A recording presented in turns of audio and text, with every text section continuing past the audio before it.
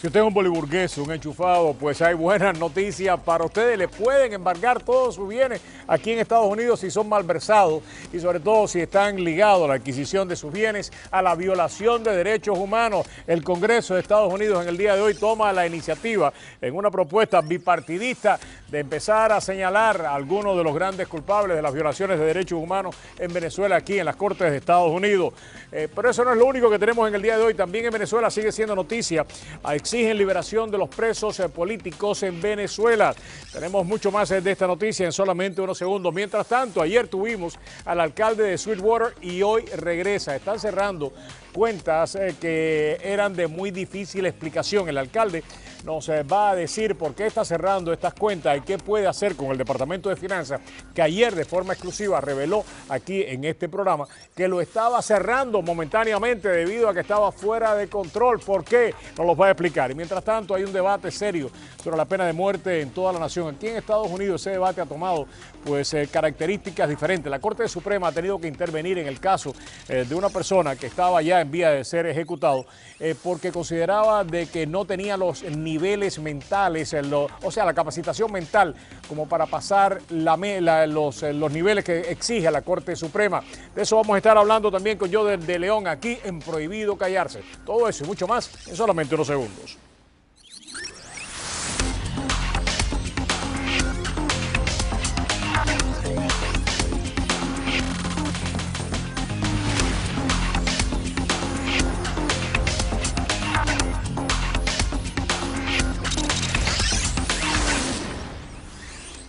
Ok, regresamos aquí a Prohibido Callarse. Muy buenas noches, soy Roberto Rodríguez Tejera. Tenemos a Héctor Caraballo aquí en representación de Joe García en el día de hoy. Héctor, gracias por acompañarnos. Encantado de estar contigo aquí. Y tenemos directamente desde Washington a nuestra congresista Eliana Rosa Lehtinen.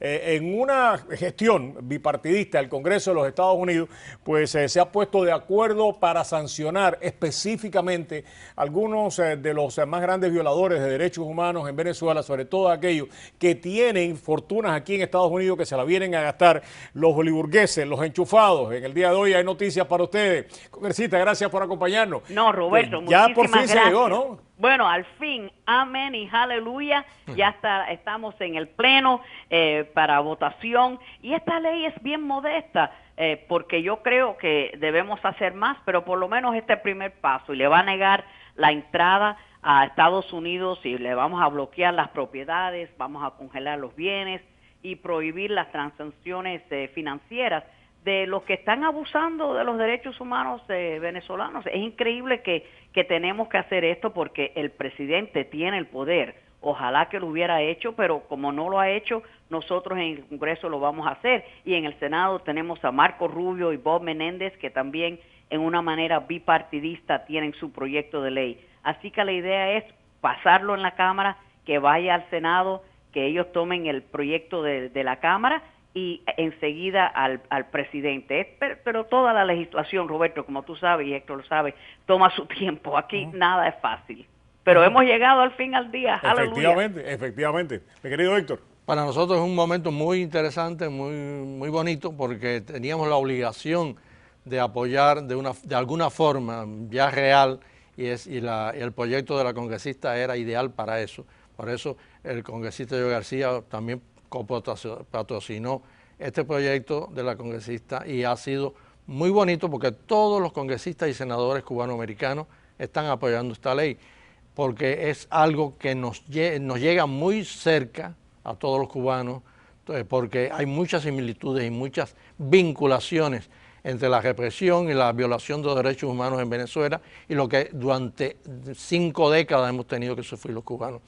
El congresista va a votar a favor, como ya todos sabemos, y esperamos que esta ley dé una señal bien clara al gobierno de Venezuela de que no vamos a mantenernos impasibles ante las violaciones que se están realizando en ese país. Congresista, una de las cosas que muchos se preguntan es quién va a seleccionar los nombres de las personas que van a ser sancionadas y si ya hay algún nombre que haya sido escogido para pertenecer a esta lista. Muy buena pregunta, Roberto, y gracias que me la has hecho porque hay mucha mala información que está dando vuelta por el sur de la Florida sobre esta lista. Primero, el proyecto no tiene ningún nombre, ni nombre, apellido, nadie. Eso es decisión de la Casa Blanca y del secretario de Estado. Claro que estamos preocupados por eso porque esta es una administración que no ha querido tomar acción sobre las violaciones de derechos humanos. Así que, pero bueno, así se hacen esos proyectos. Tenemos un proyecto que pasamos en ley el año pasado sobre Rusia, los abusadores de derechos humanos, se llama la ley Sergei Magnitsky, que era un preso político que lo mataron en la cárcel porque estaba descubriendo toda la corrupción y publicándola en Rusia. Lo mataron y en nombre de él pasamos esa ley para excluir los violadores de derechos humanos de Rusia que no pueden entrar en los Estados Unidos. Y lo que tenemos con el presidente Obama y el secretario de Estado John Kerry es una tremenda batalla bipartidista para que pongan más nombres en esta lista. Así que primero tenemos que pasar nuestro proyecto en la Cámara, en el Senado, el presidente lo tiene que aprobar y después comienza la nueva etapa de la batalla, que es demandar que se pongan nombres en esas listas y que no sea un archivo histórico para los académicos estudiar en los futuros años. No, que esto sea penalidades reales para estos descarados abusadores criminales. No puede haber ningún tipo de duda de que tenemos que actuar y la labor nuestra es esa. Uno no puede responder por cómo van a suceder las cosas y de qué forma se van a hacer. El deber de cada uno individual y de cada congresista, como lo vemos aquí con la congresista Ileana, es que tenemos que actuar por nuestra propia decisión de no quedarnos ajenos a una situación. Y eso es lo que tenemos que hacer y eso es lo que ejemplos como este deben instar a todo el mundo, no solo en el Congreso de Estados Unidos, en funciones de muchos otros países, inclusive de América Latina, que muchas veces nos dejan con un sabor amargo en nuestros labios, porque no vemos que reaccionan como debieran reaccionar ante una violación que corresponde a ellos mismos. Claro que sí. Oponerse, denunciar y combatir, y no está sucediendo. Y déjeme decirle que en los últimos minutos ha surgido una controversia porque un grupo de 14 congresistas demócratas con el líder John Conyers, que antes era el presidente del Comité Judicial, están pasando una lista y una carta para conseguir más firmas en contra del proyecto de ley porque dicen que Maduro tiene un proceso a la paz y que no quieren sancionar a Venezuela. Esto no es sancionar a Venezuela, es sancionar a los criminales. Así que ojalá que todo se pueda resolver, pero hasta ahora tenemos este pequeño grupo, pero hay un poquito de controversia. Y lo mejor que sucedió en todas estas cosas, Roberta Jacobson, la subsecretaria de Estado para Asuntos Latinoamericanos, en un momento dado dijo de que miembros de la Mesa de la Unidad habían pedido que no se aplicaran sanciones y Guillermo Veledo salió diciendo, dijo, nosotros no hemos dicho absolutamente nada de eso y estamos a favor de que se sancione individualmente a personas que cometan violaciones de derechos humanos y Estados Unidos es un país soberano que tiene el derecho a hacerlo y me pareció extraordinariamente importante y la señora Jacobson tuvo que salir a rectificar y a decir de que nadie en la Mesa de la Unidad le había dicho eso, que era una equivocación y la mayor parte del liderazgo, nosotros hemos estado en comunicación, la mayor parte del liderazgo dentro de Venezuela respalda estas sanciones individuales para poderle dejar saber a algunos personajes específicos del madurismo y del chavismo que sus crímenes no pueden, ni deben, ni van a quedar impunes. Es que es indudable que la estrategia y la meta del pueblo venezolano y de las agrupaciones y partidos políticos opositores es convertir la sociedad venezolana en una sociedad democrática y plural. Entonces, las tácticas pueden ser distintas, pero todo tiene que ir encaminado a un solo proyecto, que es democratizar a Venezuela. ¿Cómo que no? Congresista, muchísimas gracias. No, muchísimas gracias y a la victoria hoy y pronto en el Senado. Cariño y saludos desde Washington. Estamos seguros que en el Senado en cualquier momento lo pasan también y entonces tendremos, está en el presidente, entonces la presión habrá que ponerse al secretario de Estado y a la misma Casa Blanca para que empiecen a incluir los verdaderos culpables de tanta represión en esa lista y empiecen a saber de que, como usted acaba de decir hace solamente unos minutos, de que la voluntad del Congreso de los Estados Unidos, que termina siendo el representante del pueblo, va a ser respetada por el Departamento de Estado y por la Casa Blanca, como ejemplo para la comunidad internacional. Un fuerte abrazo desde acá. Bueno, cariños desde Hasta luego. Washington. Gracias. Cariños. Muchas gracias. Aquí también hace solamente unas horas, el senador Bob Menéndez acaba de criticar fuertemente, me parece que eso está bien, a la Cámara de Comercio de aquí de la Florida, por un viaje que tienen programado a Cuba. Lamentablemente lo último que hemos visto en las últimas semanas, los últimos meses, es que independientemente de la posición que uno tenga en el embargo o no, es una carrera hacia tratar de ver qué es lo que uno puede terminar llevándose de ese país que se está cayendo a pedazos, ¿no? Es quien llega primero para llevarse los escombros. Ya está en Cuba. Y es una forma realmente insultante para nosotros los cubanos y para la oposición dentro de Cuba, que se olviden de las violaciones de derechos humanos que se están cometiendo continuamente y que el instrumento sea este de vamos a hacer negocio en Cuba, y si nosotros hacemos negocio y nos llevamos mucho dinero, pues entonces algo le quedará a los cubanos, el trickle down económico. A este tema le aplica lo mismo que dije sobre Venezuela, es decir, si tú de verdad, honestamente, quieres una Cuba democrática, tú tienes que analizar que un cambio económico tiene que venir vinculado a cambios de tipo político, claro, que pueden demorarse más o menos, pero si tú no tienes siempre consciente de que tú quieres para Cuba una sociedad distinta a la que hay, tienes que actuar relacionado con ese punto de vista. Si no, lo que estás cayendo en una mentira que tú mismo te estás mintiendo a ti mismo. Quiero felicitar tanto al senador Menéndez como al senador Rubio por criticar la Cámara de Comercio. Lamentablemente, no hemos visto la suficiente cantidad de voces, sobre todo aquí en nuestro estado, personas muy vinculadas económicamente a la Cámara de Comercio por donaciones políticas, hacer la misma crítica que Rubio y Menéndez le han hecho a la Cámara de Comercio. Ojalá escucháramos más voces y se despolitizara el asunto. Vemos que cuando algunas personas en un partido político en específico hacen algo, lo critican, cuando otras no lo hacen, no lo critican. Y me parece que Rubio y Menéndez en este asunto en particular están dando un ejemplo a imitar por todo. No se puede de ninguna manera se puede desligar el tema de los derechos humanos en Cuba a cualquier levantamiento de sanciones. Me parece que eso es una barbaridad.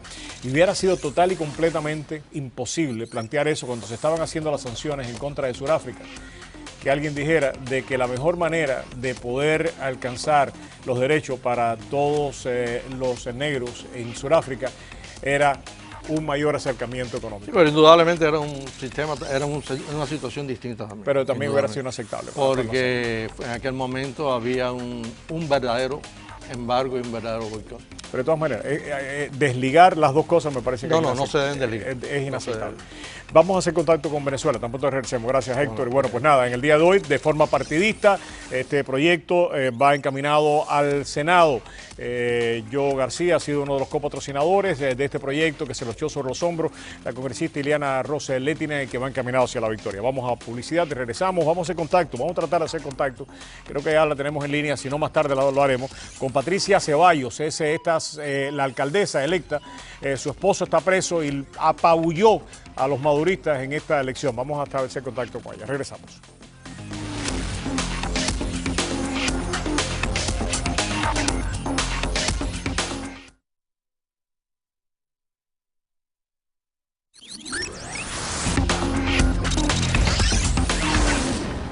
Ok, tal y como lo habíamos prometido, continuamos con el tema de Venezuela. Estamos haciendo contacto con Patricia Ceballos, la alcaldesa de San Cristóbal. Como todos ustedes saben, su esposo Daniel está detenido.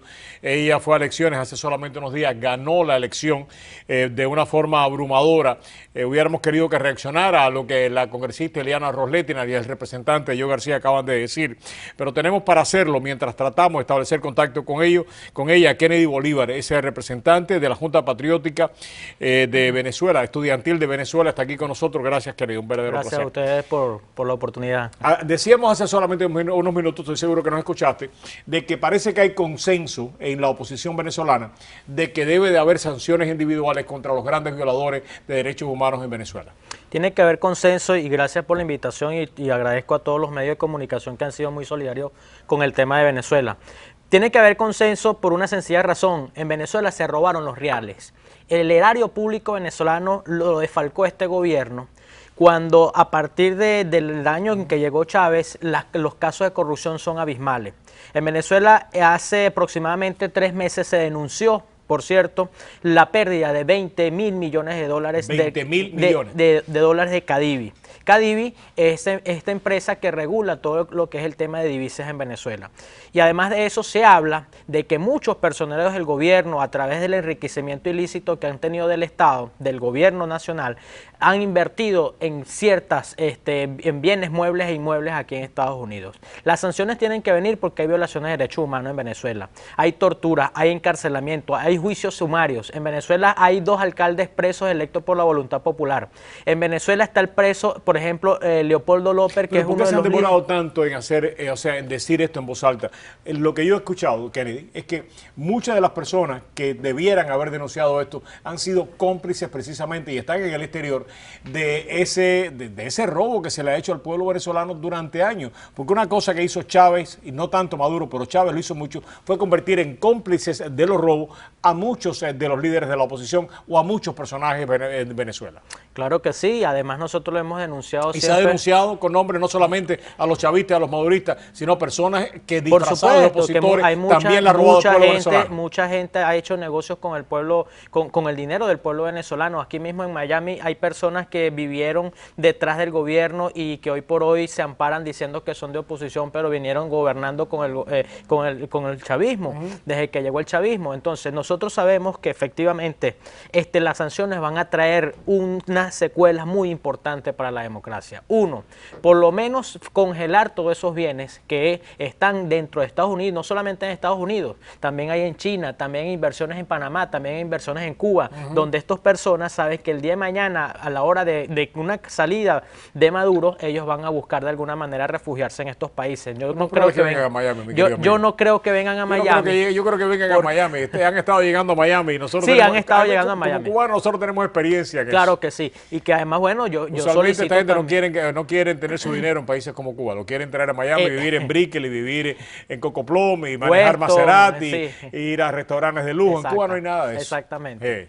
Nosotros vamos a seguir haciendo todo este tipo de denuncias. Hay una lista de jueces que también poseen visas. Esa denuncia la voy a hacer esta noche en el programa de Patricia Poleo en Democracia TV, donde hay jueces que efectivamente han venido convirtiendo a Venezuela, se ha convertido el Poder Judicial como un brazo armado del gobierno, que es el encargado de violar todo lo que es el derecho a la defensa, el debido proceso, y que además solamente en consonancia con lo que va diciendo el gobierno, ellos van encarcelando líderes y van generando y creando expedientes que de manera falsa siempre se han creado contra los líderes de la oposición. Más allá de estos también, nosotros no podemos seguir permitiendo el tema de las violaciones de derechos humanos. Ahorita en San Cristóbal, por ejemplo, hay ya 7 detenidos, 7 heridos con el tema de los disturbios en Venezuela. El caso, por ejemplo, ayer murió un muchacho que quedó paralítico, Johnny Rica, era estudiante de la Universidad de Carabobo del 3er año de Derecho y que quedó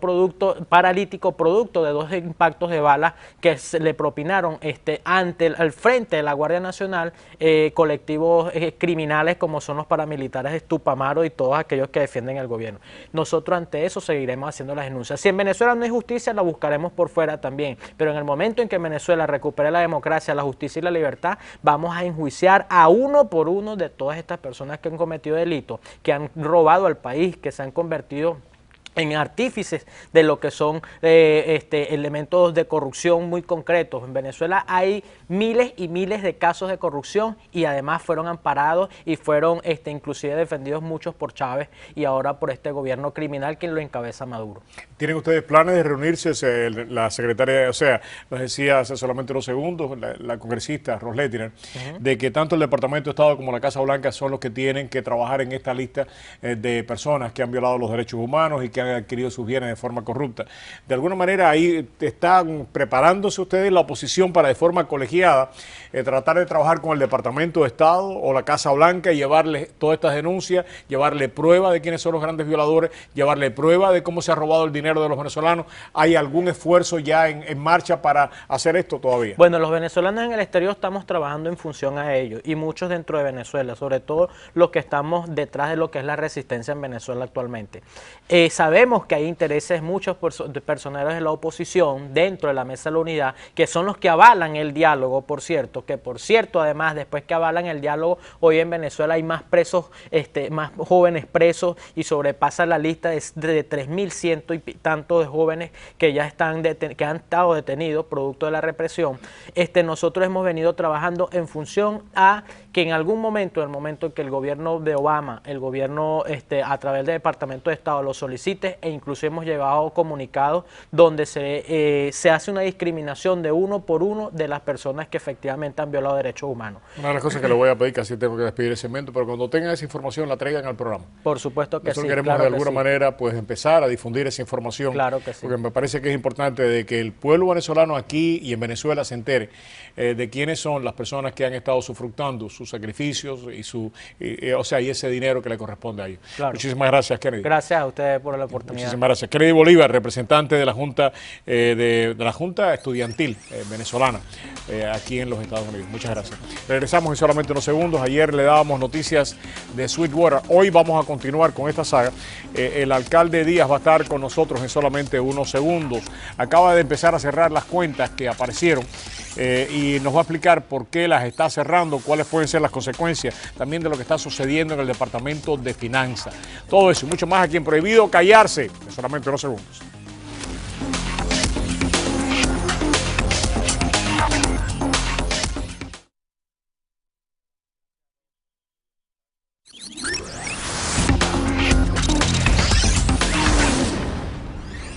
Ok, seguimos acá y como lo habíamos dicho tenemos al alcalde José Díaz con nosotros. Ayer estuvo en el programa el alcalde, ha regresado en el día de hoy, ayer lo dijo de forma exclusiva aquí, de que con el Departamento de Finanzas había problemas, que pensaba de una revisión total de este departamento. El alcalde acaba de llegar al programa de haber cerrado una serie de cuentas extrañas que él ha encontrado durante su gestión como alcalde. Alcalde, gracias por acompañarnos. Gracias, ¿qué ha pasado en el día de hoy? Usted acaba de llegar del banco ahora mismo. ¿Qué pasó en el banco? Ok, lo que ha sucedido es lo siguiente. Hay 14 cuentas bancarias, hay 5 bancos y de hecho es imposible que una ciudad pueda funcionar de una manera efectiva y eficiente teniendo esa carga burocrática tan grande.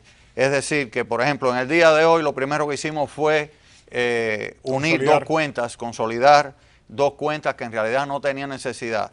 Y según hemos podido revisar hasta ahora, no hay necesidad de tener 14 cuentas. Creo que con 2 o 3 cuentas que tenga la ciudad es suficiente. En vez de 5 bancos, dejarlo a 1 o a 2 bancos, porque hay bancos que tienen mejores oportunidades en préstamos y intereses. Pero en realidad tenemos que echarle una mano a las finanzas, Robert. Tú sabes ¿Qué pasó con el Departamento de Finanzas? Usted dijo ayer que iba a revisarlo completamente. ¿Qué ha pasado con qué está pasando con este departamento? El Departamento de Finanzas lo hemos cerrado. ¿Qué quiere decir cerrarlo? ¿Cómo se puede cerrar un departamento de finanzas? No se puede. No hemos eliminado el departamento. Okay. Lo que hemos establecido una póliza de que no va a cortarse un cheque ni se va a autorizar un cheque más sin antes tener la aprobación mía y llevarlo a la oficina del alcalde. ¿Y eso no sucedía antes? No. Ahí había situaciones, Robert, ahí habían situaciones que llegaban cuentas de miles de dólares y entonces después llegaban los purchase orders de productos y de mercancía que ya habían sido comprados, sin antes haber hecho el purchase order, el requerimiento del cheque, el check request y luego el cheque Después que usted estuvo ayer aquí, a mí me llamaron y me dijeron, el alcalde como vicealcalde sabía de todo esto que estaba pasando. El alcalde como vicealcalde aprobó todas estas cuentas porque el consejo tenía que aprobarlo. O sea que ellos sabían de que había 5 bancos porque a ellos le llevaron la documentación necesaria para que aprobaran 5 bancos. Quiere decir que cuando él dice de que se acaba de enterar que son 5 bancos, eso no es verdad. Ellos tuvieron que aprobar los 5 bancos. El alcalde como vicealcalde tuvo que firmar muchas de estas cuentas que él está diciendo de que ahora son secretas y me terminaron diciendo cómo él va a decir que son secretas si él firmó cheques de esas cuentas. Roberto, las cuentas no son secretas en realidad. Yo no puedo decir, pero si a mí me están negando la existencia de esas cuentas, entonces yo considero que están tratando de conservar cuentas secretas a las cuales yo no tengo conocimiento. ¿Cómo es que él se Si a ti te dan la administración de una empresa, lo primero que tienen que hacer los directores cuando tú te reúnes con ellos es ponerte al día de todo lo que hay. Y yo he visto a través de estos 8 meses que la mayoría de las cosas que yo he descubierto, las he descubierto A pesar. Por mi propia cuenta. Bueno, ¿y por qué nosotros estamos haciendo esto? No, yo siempre he dicho que eso no se debía hacer, pero lo hacían. Bueno, ¿y por qué tú esperas 3 meses, luego 4, luego 5, para cada vez que yo haga un descubrimiento, entonces decirme y jugarme el jueguito? Yo decía que eso no lo debía hacer así, pero lo hacían. Entonces, ¿y por qué tú no me dijiste el primer día a mí, mire, alcalde, todas estas arbitrariedades se estaban cometiendo, pero yo creo que usted ha dicho que va a llevar un gobierno transparente? Mire, esto y esto y esto está mal hecho. Usted me ha traído una serie de documentos aquí. ¿Qué documentos usted me ha traído aquí? Mira, aquí yo te traigo, por ejemplo, el correo en el que fui informado en el día de ayer que hubo un computer glitch, es decir, un fallo tecnológico al cierre del año 2011 a 2012 y la apertura del 12-13, en el cual se alteraron todos los fondos. Imagínate, la ciudad de Sweetwater tiene en ad valorem, o la taxación a la propiedad, los impuestos a la propiedad, unos 3.5 millones de dólares. Y aquí te aparece 30, casi 31 millones de dólares. Y son 3.5. Y son 3.5. ¿Cómo voy a continuar yo haciendo cheques y pagando mercancía y arreglando la ciudad y haciendo cheques por el servicio, cuando en realidad yo no tengo unos números claros en los cuales basarme para yo no entrar en un problema de liability para la ciudad? No podemos continuar si no tenemos los números claros conduciendo este tipo. Si ves el otro renglón, vemos aquí que half cents en realidad lo que trae a la ciudad son unos 350 mil dólares y aparecen 11 millones de dólares para transportación. Podemos tener una guagua detrás de la otra si le hacemos caso a esta cifra. Por lo tanto, vamos a decir que se sepa que es un problema tecnológico, pero aún sabiendo que es un problema tecnológico, nosotros no tenemos la seguridad de exactamente.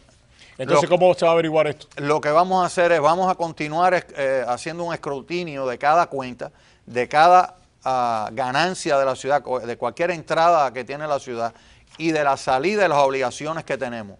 Y de hecho, yo voy a recomendar el lunes 2 de junio, que hay una reunión de la comisión, que la comisión apruebe la adquisición de un consultante, es decir, emplear un consultante especializado en finanzas para que haga lo que le llaman un forensic audit, una auditoría. Es que eso se debe haber hecho en el primer momento.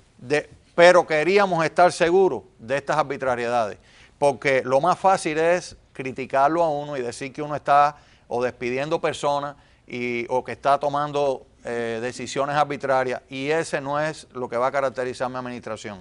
Lo que queremos hacer es tomar decisiones que estén fundadas en una información sólida, y estas son las pruebas que nosotros tenemos. Los números no están claros, no podemos continuar liderando ¿Quién una está a ciudad. cargo del Departamento de Finanzas ahora?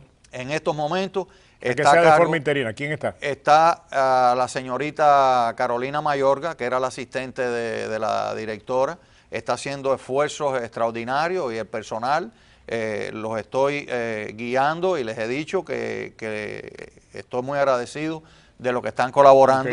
Están haciendo un esfuerzo extraordinario para poner todos los reportes que yo les he pedido, lo están sometiendo, pero ellos mismos han sido testigos de las arbitrariedades que hay en los números, y de hecho están asombrados de que cómo es posible que estas cosas estuvieran ocurriendo. Entonces, para los críticos, exactamente. Los críticos que me dicen, no, usted estaba ahí, alcalde. Bueno, yo estoy acá, y si yo le pido un reporte, eso es igual que si ahora como periodista tú vas y pides un reporte al Departamento de Finanzas y te da un reporte y tú dices, no, pero todo está bien. Entonces, únicamente cuando tú te das cuenta y haces tus propios descubrimientos y separas a esa persona de sus funciones, es que tú tienes acceso a los números reales, a las arbitrariedades, a las cosas mal hechas realmente que hay ahí. Y de hecho, ahí por eso es que tuvimos la determinación de despedir a estas personas. No podemos seguir dirigiendo la ciudad cuando nos esconden las cosas reales que están sucediendo. Alcalde, muchísimas gracias. Gracias Este es un tema que vamos a continuar. Algunas de las personas que están precisamente en el consejo de la ciudad de Sweetwater, pues nos han pedido tiempo para contestarle al alcalde, y por supuesto que vamos a seguir con este tema. Es tremendamente importante, y lo más triste es que tuvo que venir el gobierno federal pues a lidiar con este asunto. La Fiscalía Estatal todavía. Bien, gracias. Muchísimas gracias, José. Roberto, Muchas gracias al alcalde. Regresamos en solamente unos segundos con otro tema tremendamente polémica, la pena de muerte. John de León va a estar aquí con nosotros. Es abogado, ha estado involucrado en este tema durante muchísimos años, y usted no se quiere perder lo que tiene que decir sobre el tema. Regresamos en solamente unos segundos. ¿Y quién prohibió callarse?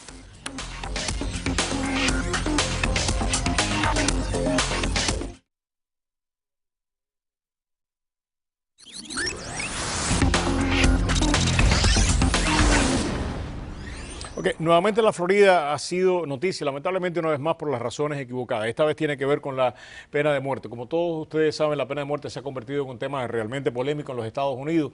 Algunas de las personas que han sido ejecutadas en los últimos días han sido ejecutadas de una manera bastante grotesca, por decir lo mínimo. Aquí en la Florida pasó una ley que ponía parámetros que tenían que ver única y exclusivamente o primariamente con el nivel de inteligencia o IQ del reo. La Corte Suprema tomó una decisión hace solamente unos días diciendo de que esta no podía ser el único indicador para medir si una persona debía ser condenada a muerte o no, y nuevamente la polémica se ha suscitado. Tenemos a John de León con nosotros, a que queremos dar las gracias, abogado, ha estado involucrado en cuestiones cívicas durante toda su vida, una persona experta en el tema. Gracias, John, por acompañarnos. ¿Por qué es importante esta decisión y cómo puede repercutir? Mira, creo que es importante porque la Corte Suprema está fallando de nuevo, limitando la pena de muerte contra las personas. Mira, una de las decisiones importantes que tuvimos hace unos años era que ya no se puede ejecutar la gente que estaban menores de edad cuando cometieron el crimen que llevó a la pena de muerte. En este caso están expandiendo la definición, por lo menos aquí en el estado de la Florida, que dijeron si tenías un IQ, un nivel de... un coeficiente de inteligencia. Exacto, de 70, más allá de 70 puntos, entonces te pueden ejecutar. Y lo que pasó en el caso es que la Corte Suprema dijo, entonces, si tiene un 71, sí te pueden ejecutar, y la Corte dijo no, tiene que ver una variedad de indicadores para ver si alguien tenía el nivel mental para poder haber sabido lo que estaba haciendo cuando cometió el delito. Déjame jugar de abogado del diablo. Esta persona sobre la cual se ha puesto toda esta polémica, rapta a una mujer en estado, la mata a ella, mata a la criatura, un oficial de policía trata de detenerlo, lo mata también. ¿Por qué esta persona, a los ojos de muchas personas, esta persona es una bestia que merece que se le aplique la pena de muerte? ¿Por qué no debemos aplicarle la pena de muerte a personas que han cometido crímenes tan horrendos como el que cometió este señor? Mira, primero estoy opuesto a la pena de muerte en todos los casos, pero segundo, vivimos una sociedad civilizada, ¿no? Y después las normas de civilización a nivel de este país y también internacional es que no se pueden ejecutar ciertos niveles de personas. Por ejemplo, gente que son retrasados mentales.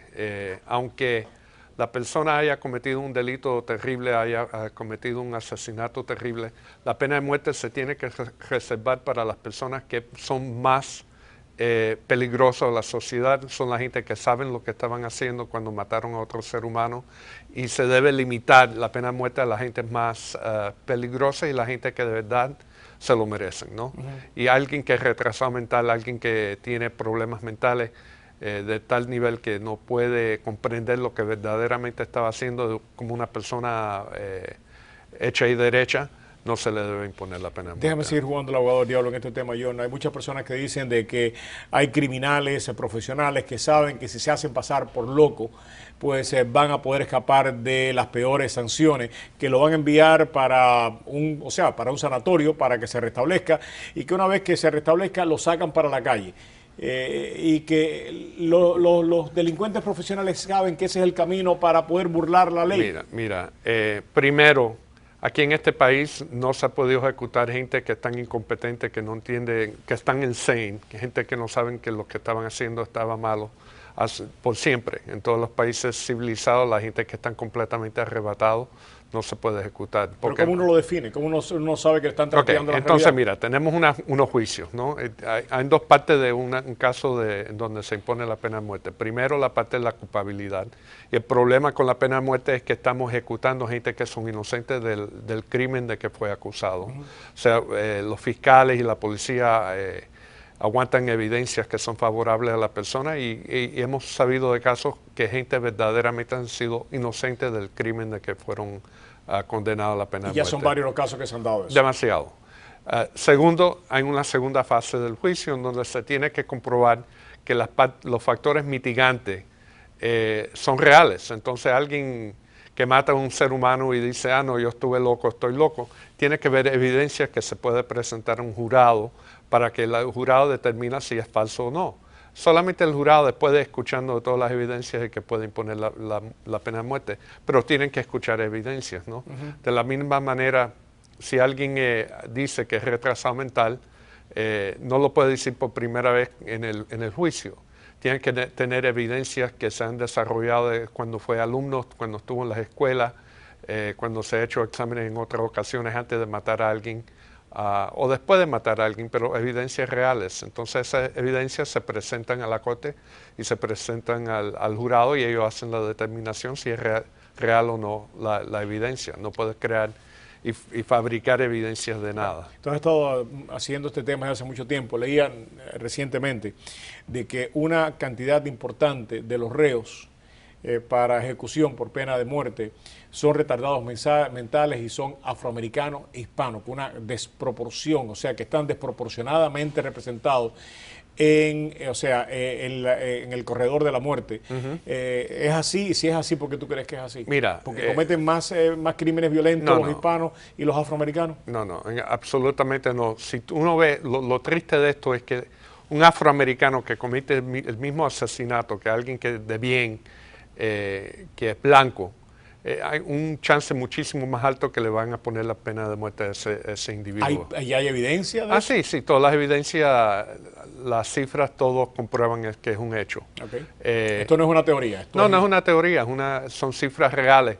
La realidad es que si uno es pobre, y desafortunadamente muchas de las personas que están en death row, que han sido condenados a la muerte, son gente de escasos recursos, no tienen el tipo de defensa que tienen la gente que tienen dinero.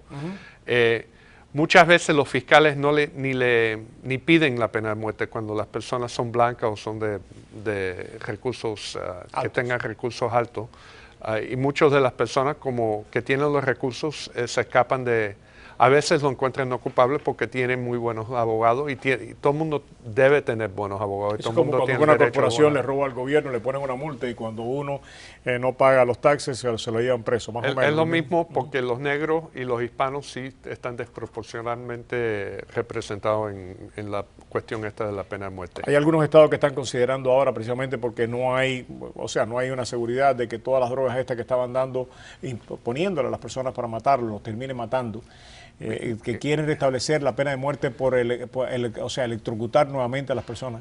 Mira, sí, se está retomando el concepto de electrocutar a las personas como siendo más humanos que dándole las drogas que están tomando la gente. Mira, ya es tiempo, primero, por ejemplo, aquí en la Florida lo que tenemos que hacer, el primer cambio, es que los jurados aquí en la Florida deben unánimemente, cuando le van a dar la pena de muerte, deben votar unánimemente en favor de la pena de muerte. Aquí en la Florida no es así el caso. Aquí solamente la mayoría, vamos a decir, si en 12 jurados, miembros del jurado, solamente 7 personas pueden decidir la vida de si vive o muere.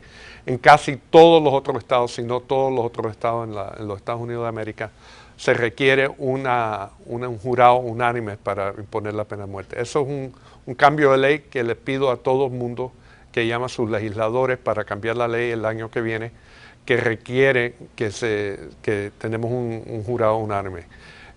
Pero la cuestión de cómo están matando las personas, hay tantos problemas en todas las formas que hemos visto matar a las personas. Se acabó con la silla eléctrica aquí en la Florida, después de el asesinato que mataron a alguien, empezó a salir humo de la cabeza de la persona porque literalmente explotó la cabeza del señor que le habían dado la pena de muerte en la silla eléctrica. Yo creo que si nosotros queremos crear una cultura en donde la vida tiene valor, que tomar la vida de otros seres humanos es tan terrible que uno puede pedir que consigue cadena perpetua, le den la pena de muerte, el gobierno de verdad debe ser el que dice no vamos a matar las personas. Nosotros creemos en la santidad de la vida y el gobierno no va a participando y matando a los seres humanos. John, muchísimas gracias. Un tema sin lugar a dudas importantísimo, ¿no? Y sobre todo hay cifras que para mí son aterradoras y hablan de cómo tenemos que plantear esto de una manera mucho más seria, mucho más profunda. 26 suicidios se cometen, o sea, exmilitares de Estados Unidos están, o sea, suicidándose alrededor de 26 de ellos diariamente. Son gente que ha perdido toda esperanza, que lo mismo que se suicidan pueden matar a cualquiera. Así es. Y estos son retos que tenemos con nosotros como sociedad y es parte del debate que tenemos que tener y que lamentablemente no estamos teniendo. John, muchísimas gracias por estar aquí y por tu activismo cívico. Muchas gracias. Regresamos con dos temas bien importantes. Vamos a regresar, para resumir el juego del hit que va a ser en unos minutos, pero también vamos a poner de forma exclusiva un estreno mundial. Se grabó recientemente en Cuba un videoclip que se llama Protesto. Reúne a los principales cantantes de hip hop y también y de otros géneros en Cuba. Han hecho esta canción Protesta, que realmente vale la pena verla. Le pido que en el intermedio comercial, si usted puede, no solamente la grabe, sino llame a algún amigo para que le diga, mira este video que van a poner ahora ahí en Mira TV, en Prohibido Callarse, porque vale la pena hacerlo. John, muchas gracias, muy amable. Regresamos.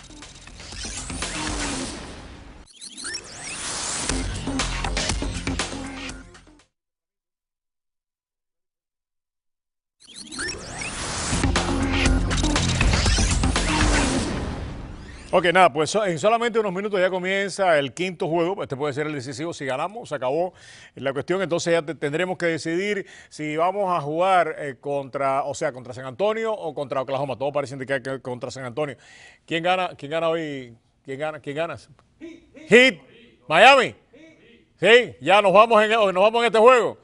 Bueno, pues unanimidad, por consenso, aquí todo el mundo acaba de decidir que hoy ganamos este quinto juego, que regresamos a la casa ya campeones del Este para enfrentarnos en la final. Así que vamos a ver, mañana estaremos haciendo el análisis de esta noticia y mañana vamos a tener un programazo, no se lo pierdan. Los voy a dejar ahora con una canción que se grabó en Cuba, un videoclip que se grabó en Cuba. Se llama Protesta y este videoclip, agrupó a casi todos los cantantes de rap, hip hop, 30 o 40 de ellos. Se metieron en una casa, uno de ellos compuso un pedazo, otro compuso otro, y cantaron esta canción y la grabaron, y se va a estrenar por primera vez fuera de Cuba, se va a ver en la noche de hoy. Se llama Protesta y realmente la letra de esta canción habla de cómo los jóvenes, olvídense ahora del pueblo, de cómo los jóvenes cubanos piensan del sistema castrista. Vale la pena escucharlo, siéntense, escúchenla, presten la atención a la letra. Yo regreso mañana a la misma hora, los dejo con María Elvira, que ya está lista para trabajar. A todos ustedes, muy buenas noches, que Dios nos acompañe a todos. María Julia, nos fuimos.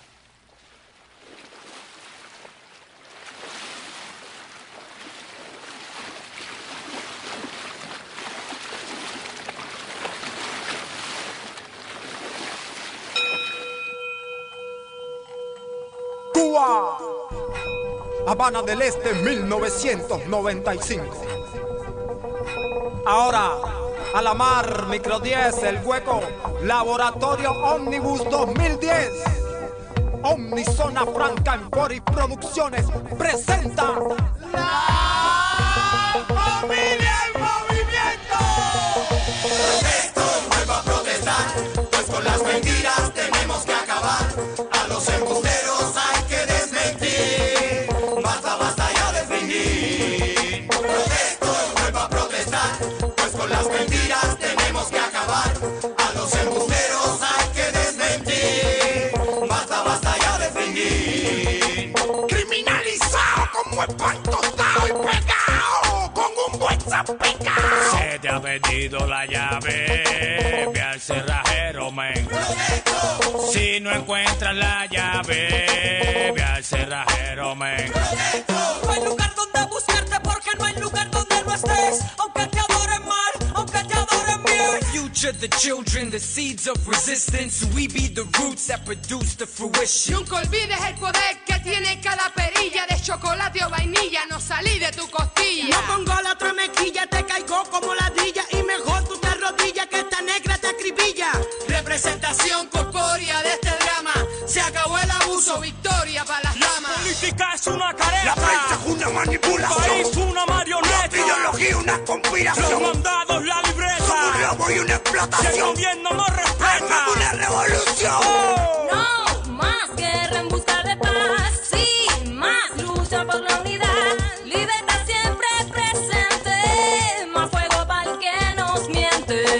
Ni más control, ni más presión. No queremos un país sin tanta violencia. Les pueden decir lo que quieran de nosotros. ¡Pum! Seguimos siendo la resistencia. Lo represento yo, mira la java atrevida mirando esa mentira. Esto es pa' que tú vivas, no te detengas, camina. Oye que cuando tú sigas vas a encontrar la salida.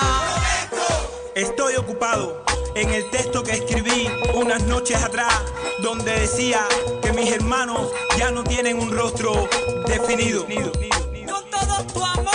Fuerza y fe es la misión, abajo la opresión, cabrón, abajo el hambre, abajo la pobreza, esto es revolución. Otra vez ya lo ve con la fe de que puedan tener el poder hasta vencer. Y yo, que sigue y no pare, ya estamos en la calle, tú nunca me fallas, apunta el detalle, sepa esta reunión. Al mundo con amor profundo, sin dolor, mañana el día será mejor.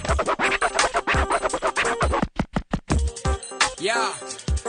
When you see me come true, I come to shoot true. No more lie, no more shit, no more gain, no more pain. Protesto, vuelvo a protestar, pues con las mentiras tenemos que acabar. A los embusteros hay que desmentir. Basta, basta ya de fingir. Protesto, protesto, protesto, protesto. Largados y ávidos, donde los generosos están mirándonos. Sanándonos el cuerpo de los látigos. Antisimpáticos, Que no saben que lo notamos. anulo duro situación. ¡Ese descaro! Qué vida loca, alguien respira, buscando algo que lo libere, que le dé aliento aquí a mis días, para sentirme diferente. Paz, amor y libertad, guayo, que siempre triunfe la verdad, guayo, que ya castiga al Babilón, guayo, cierren el paso al dolor. Sin más engaños ni daños en su sistema autoritario, me cago en su represión que no respeta descendencia. Sin autorización vengo a tumbarte la puerta, vengo a tumbarte la puerta. Presente, sí, alzando la voz aquí, en este poético ring, por un diciembre de performance y una poesía sin fin, por los grafitis del anfiteatro, el garabato de poetas underground que no alcanzan a ser publicados. Sin difusión ni confusión he venido a cantar, sin ton ni sumisión, definición en alamar, pa' que lo sepa la UNESCO o el poder popular que protesto y manifiesto, vuelvo a protestar. Protesto, vuelvo a protestar, pues con las mentiras tenemos que acabar. A los embusteros hay que desmentir. Basta, basta ya de fingir. Esto es puños arriba con amor, puños arriba con energía. A nadie vamos a mendigarle libertad y vamos a vivir con libertad la vida. Hierro al anhelo, Al roce de la melancolía, hierro a los ojos que vuelan ante ti como ninguno, al pie puesto en la danza, hierro a la cabeza, al pulso, chasquido, punto, fieras, golpes, herrumbre, pudrición, a la costumbre, al vicio, hierro, donde poner los párpados.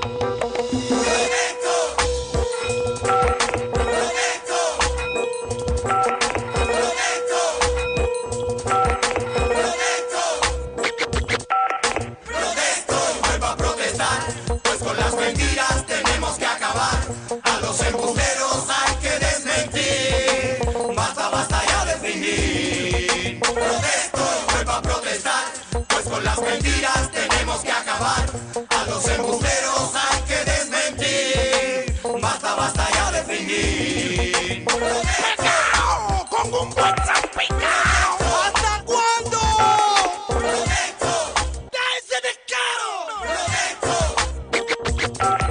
Dedicado a todos los seguidores del movimiento.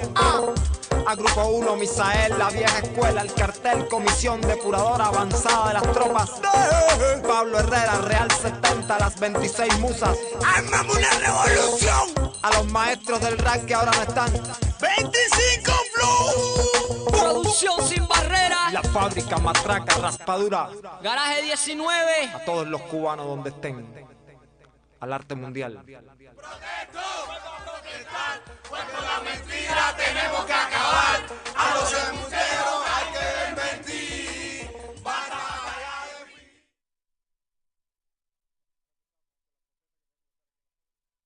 ¿no?